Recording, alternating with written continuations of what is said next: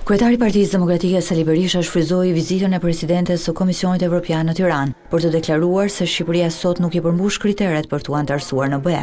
Gjatë një komunikimi me gazetarët, Berisha theksoi se procesi i antarësimit duhet bazohet vetëm mbi meritën. Për Partinë Demokratike zgjedhjet e lira, funksionimi i shtetit ligjor dhe lufta me zero tolerancë ndaj krimit dhe korrupsionit ka rëndësi vendimtare në procesin e integrimit të bazuar në merit të Shqipërisë në Bashkimin Evropian, shtylla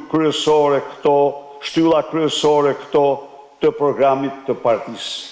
Duke referuar agjendës parlamentit në javët e ardhshme, Berisha akuzoi mazhorancën se po i merr Partisë Demokratike avokatin e popullit, një postë të cilin tradicionalisht e ka pasur opozita.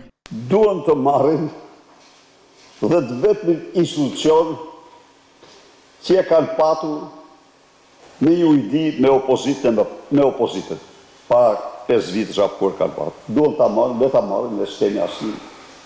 Do të thonë, ky është Edi Rama i pango, por do të ketë çdo pushtet në duart e tij. Në raport me reformën territoriale që kuvendi pritet nisë së shpejti, Berisha përsëriti se opozita kërkon si garanci prezencën e institucioneve ndërkombëtare.